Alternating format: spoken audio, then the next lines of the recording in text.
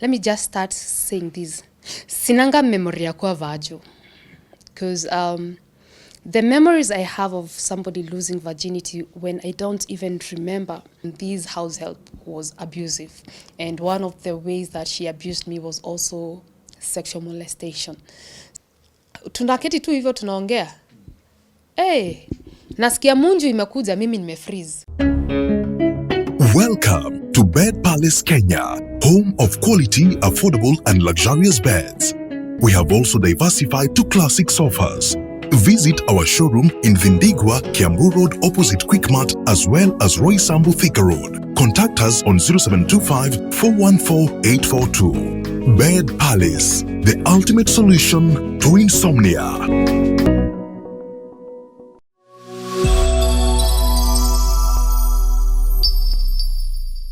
Hello guys, this is Mr. A Lot More, your senior Udaku reporter.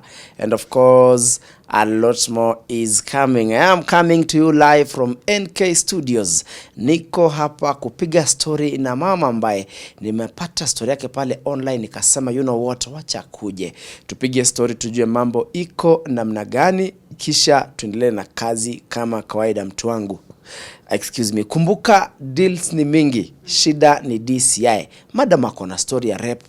I think she has experienced rape not once, not twice, but several times. That's why she's here to share the story so that watu wanaweza kuwa inspired pale nje tujue mambo iko namna gani. And of course guys, this episode is proudly sponsored by Tech Globe Tours and Travel. Ukipenda tunaitwa Triple T ama TTT. Si zile za mkamba mtu wangu.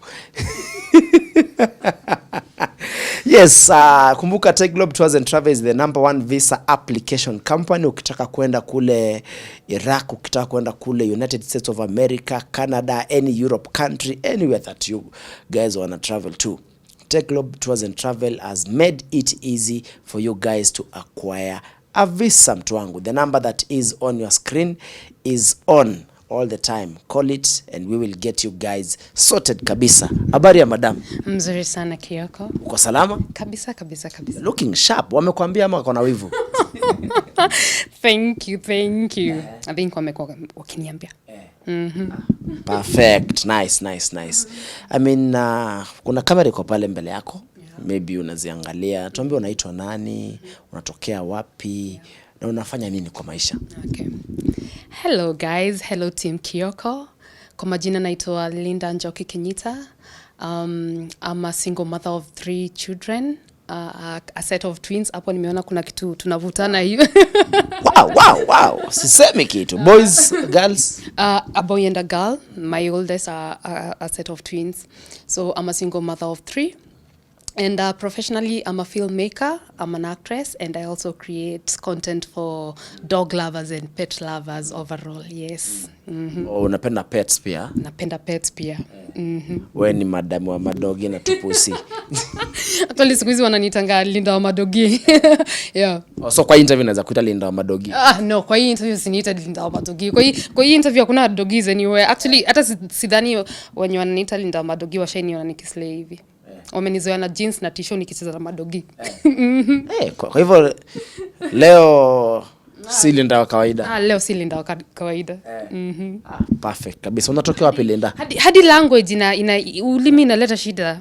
Yeah, I'm used to English. Yeah, I'm on that other side of English. Okay, let's cross over then. I mean, I'm good. What's up, dog? Acha nikufunza salamu yangu mpya.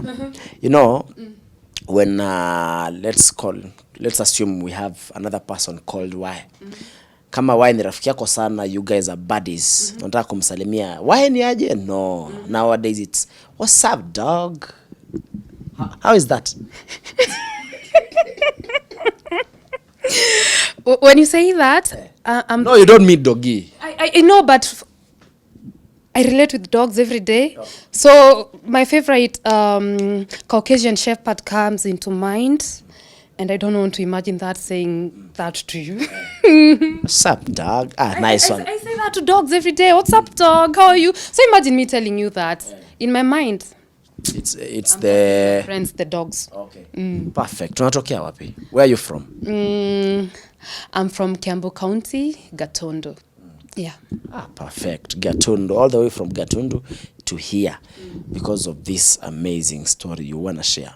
Tell us about, you said you are a mother of 3. Tell us about motherhood. I mean, umesema pia you are single. Tell us, ili happen aje ama ni part of the story? I don't think it's part of the story, but still we can talk about it. So I'm a single mother of 3. Actually, coming November, it will be my first year anniversary of being single. You're celebrating that? Oh, definitely, yes. Why? Because we cried, and now because we're happy, we can celebrate. Yeah. And you are still crying out there. My people. You see the signs before it happens. So prepare yourself. Cry before it happens. So when it happens, usha kuwa settled. So that when it happens, now you collect yourself and start moving on. But ukishinda ukilia, you don't even give your chance to heal. But you need to heal so that you can fully live with happiness, especially when there are kids involved. You have to heal for those kids. You don't want to be raising your kids around bitterness, because that's not an environment you want your kids in. Yes. What happened between you and the so-called your ex-husband? Tushaanza hii story. My so-called ex-husband, first of all, I got saved, so my lifestyle changed. Wow. And then we had, my biggest issue in marriage was finances. So the excuse he gave to me was that he was going to prioritize his education. He was supposed to go back to school, so he could not take care of himself and take care of the kids and me. So masomo ikakuwa priority. Yeah. So he walked out to go back to school. Was it mutual? Not really. Was it chaotic then? Not really, actually. It was like when he was packing, I was like, don't forget there. You have some things you have to live with because now, yeah. Wow, you're that kind of a person. I told you there are signs. And then also I told you I got saved. So when you have the Holy Spirit with you, nothing comes as a shock. You're given revelations way before. My God is the kind of God who gives revelations to you. My God is the kind of God who talks to me. So, yeah. Perfect. I like it when my guests are talking about God, you know. Mungu anasaidia siku zote. You know, that is always my tagline. Sawa sawa Linda. Wa madogi. Really? Yes, you have a story that you want to share with Team Kioko. Yeah. I mean, why not? Let's dive in then. So let's dive in. Purposely, my story ya kuja hapa leo, it starts from my childhood. I wouldn't say my first memories. Let me just start saying this. Sinanga memory ya kuwa vajo. Because the memories I have of somebody losing virginity when I don't even remember was me coming home from school and mom akinitoa nguo kuniosha. There was blood in my panties, and then those questions of nini, what happened, and that one memories blurs because I was still a kid, and then it goes back to nikirejeshwa shule, and then there was a case, and then there was a boy being punished, and then you could hear rumors. Unajua wakati wazazi wanaongea, but you cannot really get it. So that's my memory of losing virginity. Now, when I came to know how one loses virginity, that there is blood and all that. And then now I had a house help during also the same time, the same period. My mother had employed a house help. And then this house help was abusive. And one of the ways that she abused me was also sexual molestation. So this is a girl, definitely. I'm a child. The way the abuse was is that this girl wanted me to service her. She was getting the lele action from me as a kid. Yeah. And then also when it came to feeding, Kioko nimekulishwa pupu. You know Mafi? Yes. This girl, when mama kienda job ameniachia matunda, let's say pawpaws and pineapples, she would peel, nakula matunda, ananipatia peels nakula. And as I speak of that, I remember there was this time, nilikula hiyo popo, and you know popo reeds are bitter, nikatapika. Aliniambia nikule hiyo matapiko. Yeah, that's a memory that is coming to me right now. So I had a very, very abusive house help. Like, I have a scar to show for that. This was a scar I got from her. I think this was the last abuse I actually remember from her before Ondoke. Yeah. So that's my story from a child. And then now as you grow up, now I discovered there was pattern of rape in my life. So we would find mkicheza na watoto, the older kids would take advantage of me. And then also I remember bado nikiwa mtoto, you know the way you go visit aunties and you're there for a couple of days, and then kuna avocados and then munataka kusafiri back, mnaambia pone mkatafute avocados, and then this guy is sent to go look for avocados, and then he tells me let's go, and then I end up being raped. And then now as I got older, now when I started understanding sex, and now at about 18 years old, now my first sexual experience as a grown-up, that was after high school. I went to visit a friend. Nakumbuka zilikuwa ngazile mita za kutafuta makampo. So nikaenda. Ebu kidogo. Wacha nikurudishe nyuma kidogo before ndio tukuje kuendelea hapa sasa from 18 years now. Let's go back to the house help now. I mean, how umesema alikuwa mwanamke, alikuwa na initiate aje the sex thing, because umesema she was a lesbian. Alikuwa na initiate aje hiyo kitu sasa? One of the memories I have, because I was a kid, but the one image that is always in my head, we used to live in a one-bedroom house. You know those houses where it's single rooms, and then kuna curtains pale, that's the mom section, and that's the kiddie section, and then you have the family sitting here. So ako kwa kitanda ya maparos. She's lying naked, she has her legs wide apart, and then she's asking me like, what can you see? And then I describe what I see, and then she tells me, lick it. A kid? Yeah. Then you do it? I don't think at that particular time as a kid, because this is not the first time, or because of the things that have been happening, so you just go ahead. Yeah. And the poop? The poop, I remember, so umesikia ni setting ya za single room, so even the toilets are shared. So you have those choo za kitambo zenye zilikuwa si za kukalia, hizi zingine. So naniambia enda kwa choo uangalie kama choo ni safi. So I come back and I say, there were 2 toilets or 3, but yeah, namwambia choo ni safi, lakini kuna hii moja yenye iko na poop. Ananiambia go back and get that poop.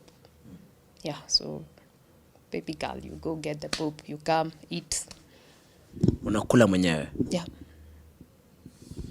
Well, that's disgusting. I know. Then you don't tell your mom?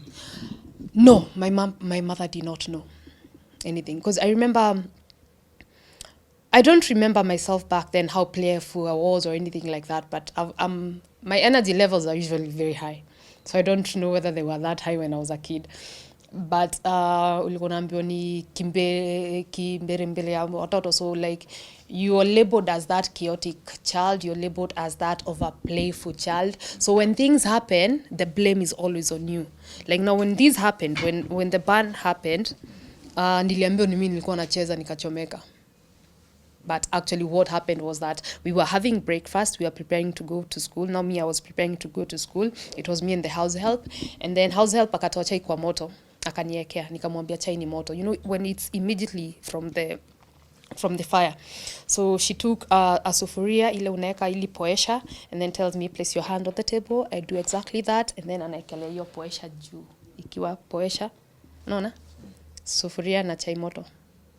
Yeah, by the time you realize that what's happening, you're screaming, ushachomeka. So at that time, I don't know what she lied to my mom about, but what I remember, ilikuwa mimi. Uliambiwa ni makosa yako? Yeah. Plus also when you're growing up, you know, people try to assume that kids are not smart, kids cannot see. Kids see a lot and they absorb a lot. So a kid might not tell you something because they can study the situation and see you have drama, so they are not going to add more drama in your life. So they will keep quiet with their issues. Yeah. Okay, let's go back to now 18 years campus. So niko kwa safari zangu natafuta vile naingia campo, which campo to go to, and then I have a buddy from the village who's in campo. This is a buddy you just talk to, like nothing ile mkatiano, no crush, no nothing. I have never received any signs from him, but back then, you know, you're innocent, like your friends.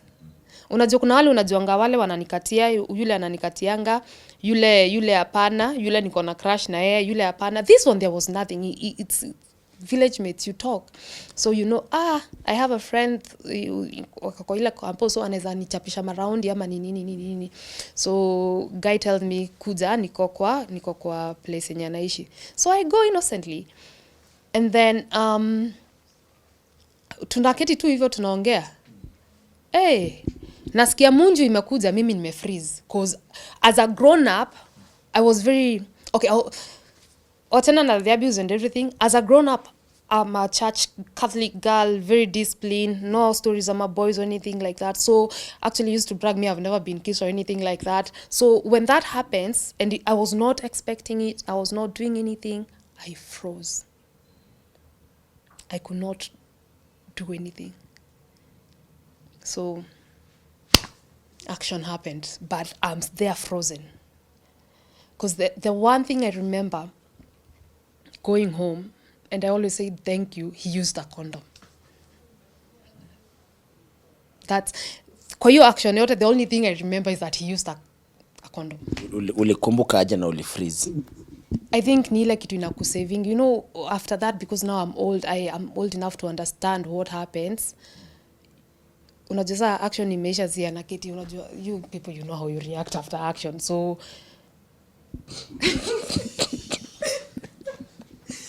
hey, tolea. So that part I do remember. You know, you have that, what happened? What happened? You have to go home asking yourself those questions. And then there's this shame inside you. What are you going to tell your mother? How was your day at your campus scouting thing? How did it go? You know, you have to ask yourself all these questions. So you're trying to recollect what happened. So the only recollection I have is, dude used a condom. Yeah. So after ukaenda home kulienda aje? No, I just keep quiet. Life goes on. But that was the last case of like now rape, because after that I went to campo. After that I started discovering boys for myself. So yeah, no more rape. After that I became smarter. Hakuna kuingia kwa manyumba za machali kama hutaki. Ukishaingia ushajipa. So yeah, so now you start playing safe, because now you understand even with friends, they are not really actually your friends. There's no just boy kwambia come to chill or anything like that. So now you have to go back to settings. I'm a good girl until good girls gone bad to cover. So that was that. Then now with life, the one thing I always thank God for, I'm very smart and I love books. So the way I got over all these things was through reading, writing. So I wrote a lot. I read a lot. So there was always hope, because unajua in part of reading you'll come across stories of struggles and overcoming. So all these things that I went through did not make me hate men, did not make me become a lele, because I always knew like that is bad. But I always had hope.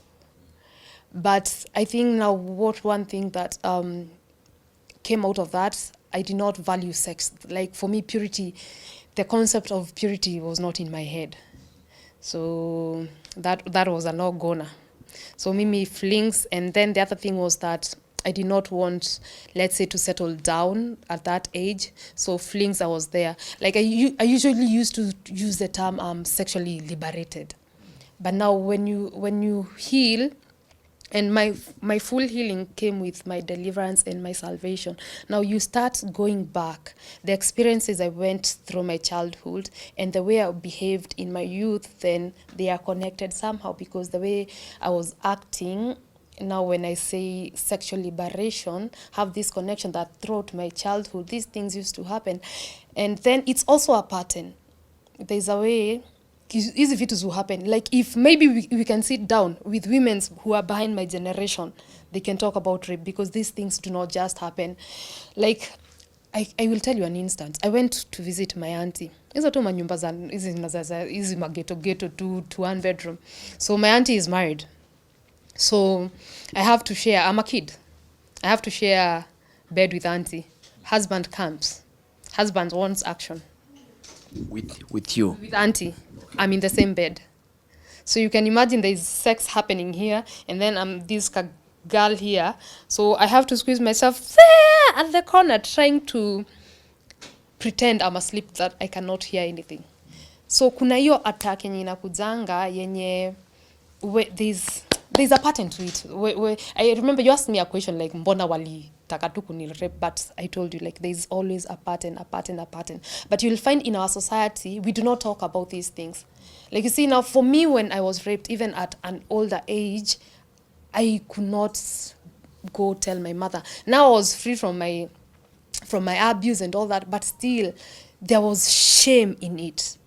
So kuna hiyo, so you just nyamazia. So and it's happening a lot in the society, and that's why I decided like now we need to talk more about it, because back then, before the vlogs and recording everything, I could sit down with people and we talk and I share my experience, and I could hear like one or two guys saying that they've gone through the same thing, even boys, and the case is worse even in boys. Now because you have boys and then unaleta mwanamke kwa nyumba, ukienda job umeacha watoto wako na boy child wako, and a lot of boys will tell you that their first sexual encounters were with their house helps. So that's why I decided to come out, speak about it now, also because now I've found healing. Yes. And then now patterns.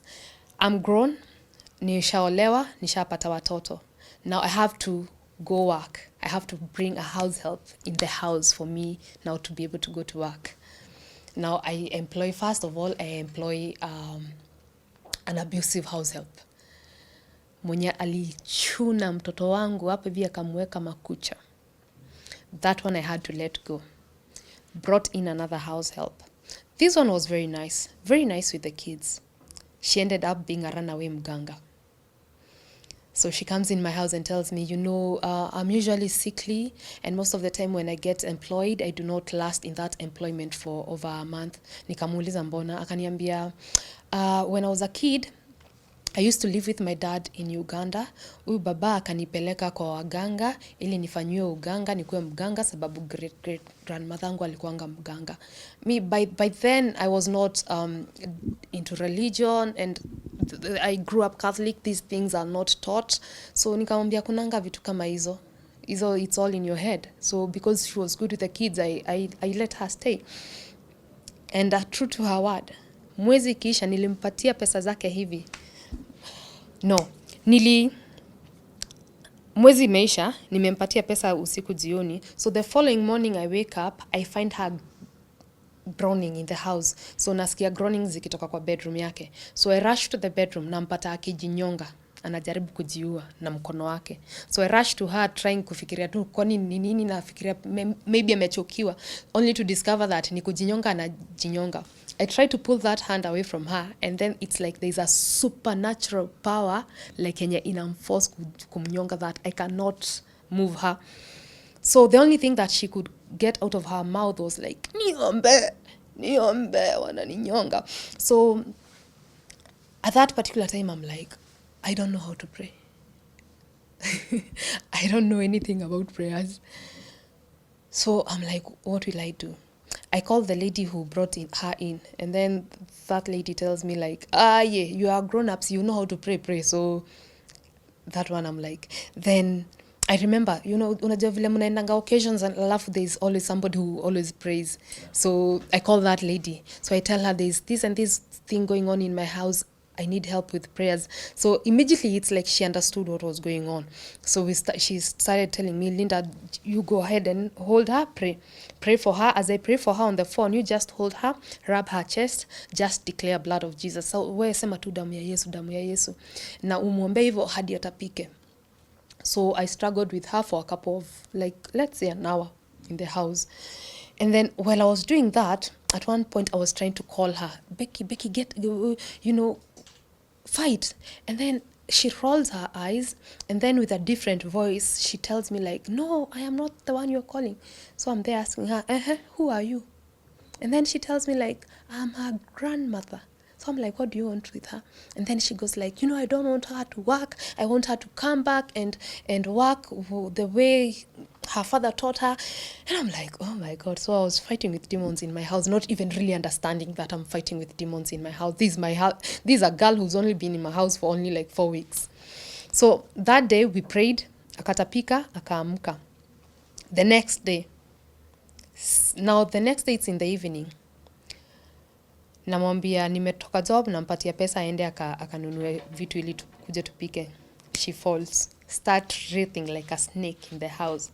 So I ran for the phone, called the lady now. So as we are praying, God ni faithful. God sent a servant in my house. Nasemanga mimi God alini encounter kwa nyumba yangu. So God sent somebody in my house. Turns out that I had a neighbor who was a pastor, and not just a pastor, but a pastor in the ministry of deliverance.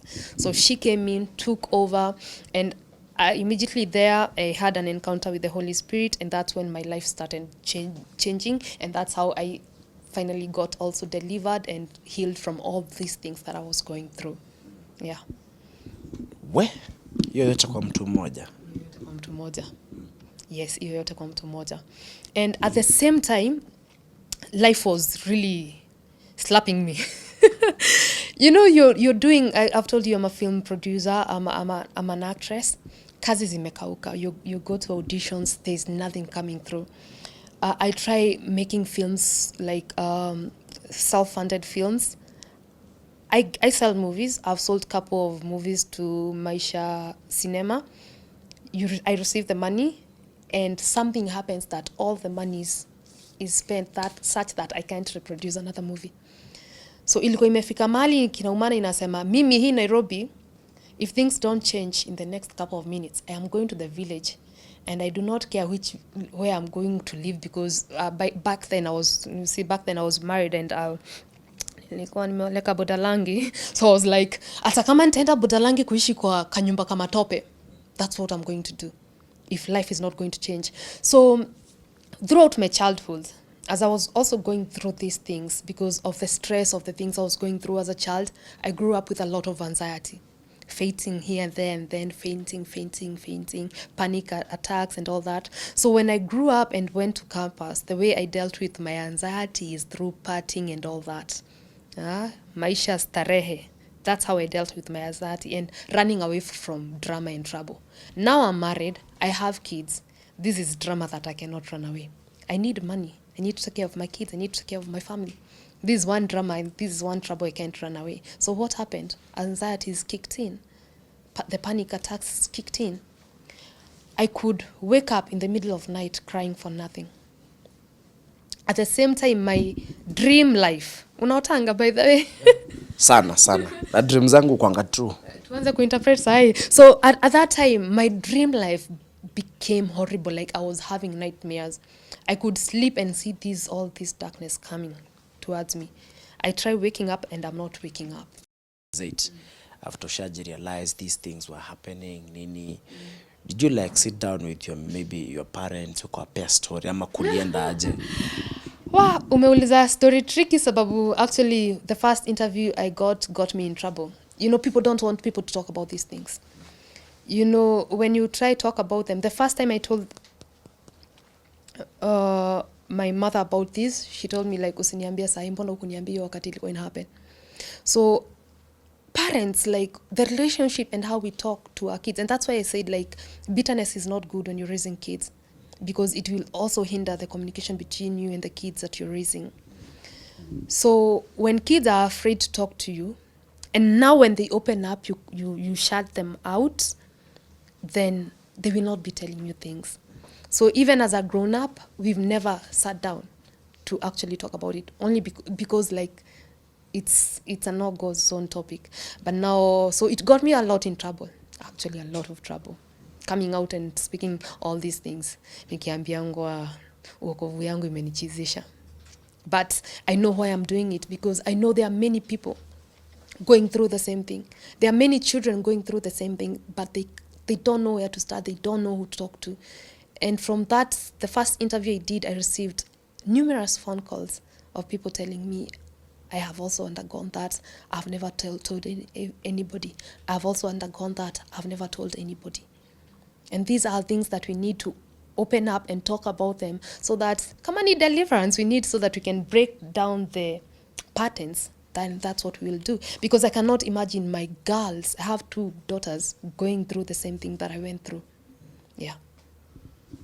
Wow. So umesema kuheal, sijui ni ulikuwa na heal through sijui party nini. Yeah. I mean, whatever was happening back then, does it still affect you as of now at this age? No, out of this age, after deliverance, no. That's why I'm here and I'm able to talk about it.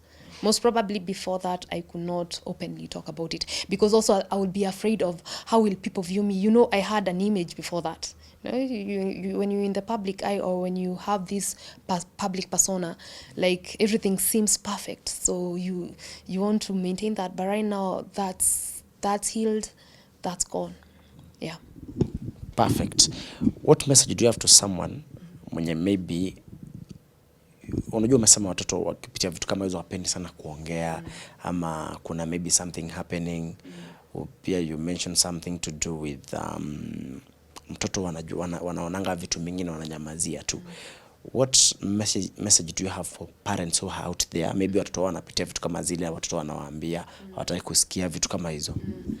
First of all, as parents, when our marriages are chaos, or our relationship are chaos, it's going to affect our children. They can see.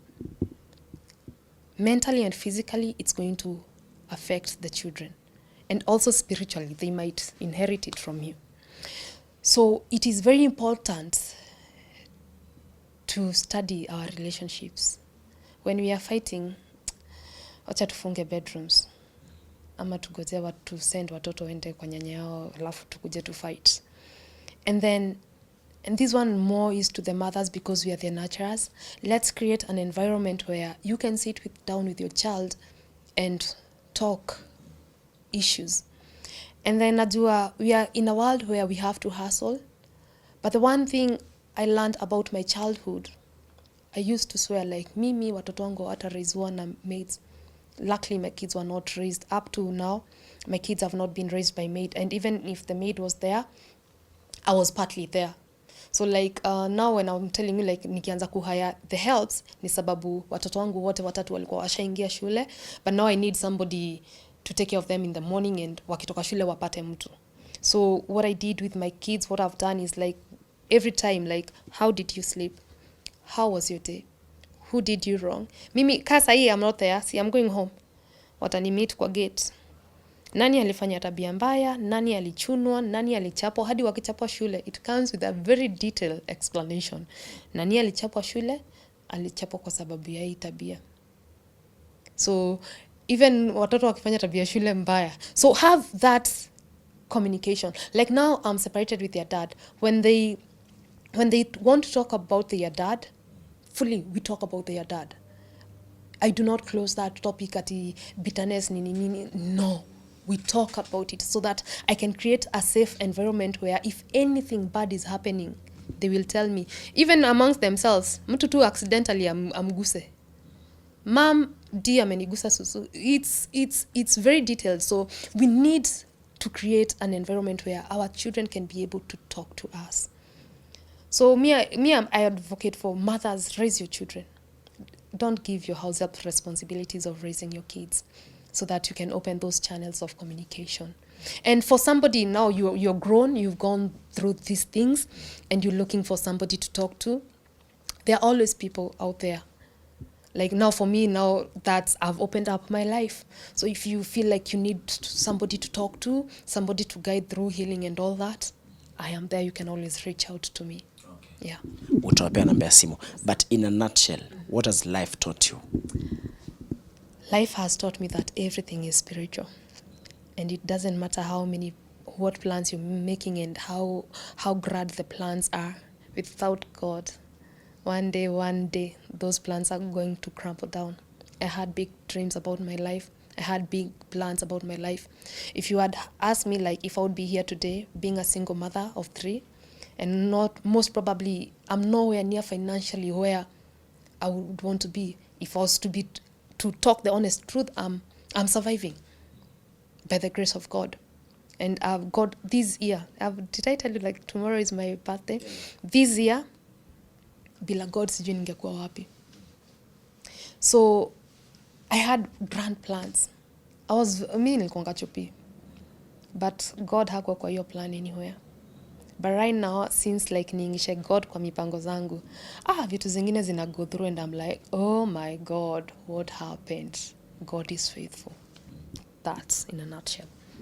Mungu anasaidia kabisa kabisa. I mean, umesema mliseparate na your husband last year. Yeah. Life imekuwaje? Sweet.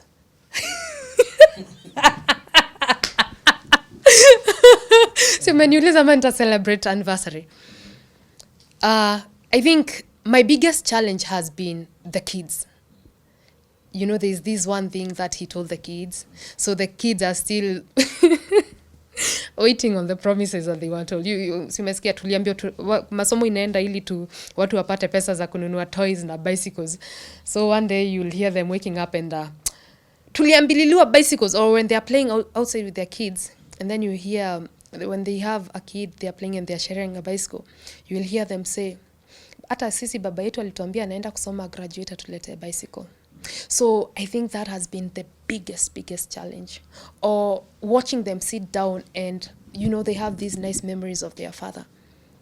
Them sitting them and then them talking about these memories, and you know, like that was just a life for the kids. Yeah, that has been the biggest challenge, but they are awesome. Yeah, they are awesome. Where is he? Do you guys still talk? He's still around. Yeah. You still talk? I wouldn't say so. Yeah. Okay. Cha msingi ni tunapumua sisi wote. Sawa. Zungumza na team Kioko basi, alafu wape namba yako ya simu. Maybe kuna mtu angependa kuzungumza na wewe on a personal level, maybe wataweza kukutafuta. Hi team Kioko, how are you doing? Are you having a wonderful time? So nimejienjoy, nimejinais huku kwa Kioko, and I just want to encourage somebody who's going through a hard time and maybe they are waiting on the Lord and maybe they are saying like kwani ataifika lini? He does come through. Just hold on and be patient. If you want somebody to talk to and somebody who you can encourage one another with, because I had a very supportive team. I was not alone. If you're trying to do this on your own, it's going to be tough. But when you have a team that fully understands and fully cares, si ile ya kupretend, it becomes easier. So if you'd want somebody to talk to, I'm always there. And my numbers are 0724 450 028. You can always reach out. You can always reach out through my social media handles at Linda Kenyita everywhere. Yeah. Linda Njoki Kenyita. At least nimejua jina yako tatu. So, you are single, mother of 3. Yes. Are you maybe looking forward to having someone maybe in the future? Oh yeah, definitely. Me and my family. So uko soko? Niko soko mbaya mbovu. What is your ideal type of a man? Oh, first of all, Tuanze na God-fearing. God-fearing and spirit-filled. Discover there's God-fearing and not believing in the spirit and stifling the spirit. So if I tell you God told me something last night, utaniambia hizo ni vako. Hapana. I need somebody who can share about God talks. Muliambiana na dadi uko juu. Dadi alikushow. I need that kind of person. And then the other one, I've been through the look for ambitions. I do not want to look for ambitions anymore. Be financially stable. Be sure the plans I have, God is in these plans. Yes, sababu hiyo mzigo ya looking towards ambitions, I've lived that lifestyle and You're past that. I'm past that. Yeah. You see exactly what you've said? That is exactly what I am, but I am married. Do you have a brother? Unfortunately, my younger brother died in 2020. Yes, on 24th of March, yes, during Corona. But the Corona nilikosea sana. Yes, so I think tumemaliza, yeah? The other point, I'm a mother of 3. Yes. So see that when you're looking forward to the things I'm looking forward, ujue ni inaitwa mbuzi na kakamba kanke ama ni whatever phrase that is. Yeah, kuja na pesa wewe uko na watoto. No, we can make more babies. You can? Oh, definitely. I love babies. I love babies. Up to how many? A football team. That is 24. Kwani team yenye kwa kiwanja at that time 11. Unaweza pata watoto 11? If we were to count like 2 more sets of twins, that will make them how many? 5. So I'm assuming 2 more sets of twins. Yes, 2 more sets. That's of twins. 7. Maybe a single tone there. Tumebakisha ngapi wafike team? Hiyo team nyingine tutajazia na makuzo. Yeah. You are 30? I'm 34. 34. Ah. Yeah. Bado uko sawa. Harusi? Definitely. So, we are living now. I understand what purity is. And let me tell you, young people. Let me tell you, Maina. Let me tell you, young people. If you really understood what sex does to your body, if you really have an understanding of the spirituality of sex, you wouldn't have sex. Actually, you'd be thinking about sex and saying... Talk to us now. When 2 people have sex, it's not just physical, it's spiritual. There's a bonding, there's a connection. And that's why, you say we are in a no strings attached kind of situation. Somebody always gets attached. It always gets messed up. It ends because somebody gets attached. Because spiritually, something has happened. Mume bond. So, the more you're having sex with different people, the more bonding you're doing. And then, there's an exchange also that happens spiritually. Utapata, you have, spiritually, kwenyu umebeba altar ya poverty. So, I come to you. I was doing very well financially. We engage. Then something happens there. Unanipa umaskini. Wewe ndo umenipatia umaskini. And most probably, you took something from me too. Utaenda wewe kuso. But it's complicated, but there's that. And especially for those people who are spiritually gifted and they do not understand that they are spiritually gifted. So utaenda utapata watu wamebeba altars za umaskini, magonjwa na nini. So you act like the cleanser. The cleanser. So you'll find hauko mtu wa kugonjeka, unagonjeka. Hauko mtu wa depression, unapata depression nini sababu umeenda ukifagia ama ukitoa wale watu uchafu. Wendo umebeba ka magnet kenye kana pull everything that is dirty. Yeah. And for me personally, with my earlier lifestyle and now all these things I went through as a kid, that has taken a lot of deliverance. Yeah. Wow. Mungu anasaidia siku zote. So, sawa. Thank you so much, Linda, for your time. We really appreciate for your time, for coming, for making it to be with us here. Ulienda which campus? Dedan Kimathi. Sawa. Kuna college nilisoma fulani, iko na hapa hivi. Sawa. Thank you so much, Linda. Sasa next time tukikutana nataka unipeleke nikaone pets. Napenda pets sana pia. Actually last week I interviewed a lady who was more than 50 pets. Actually, I've been looking forward to connecting with her. Maybe you should give me that connection. Yeah, sure. Yeah. Why not? Nitakupatia, tutapiga simu after hapa. Yeah, thank you so much guys for watching. I hope you guys have learned something from Linda. She's experienced sexual molestation. That's correct? Yeah, sexual abuse. Vitu mingi sana. Na tell me what you think hapo kwenye comment section, kisha tuendelee na kazi kama kawaida. Mambo ni mengi, muda ni mchache, deals ni mingi, shida ni DCI mtu wangu. For now it is a bye bye. I'll see you on the next one.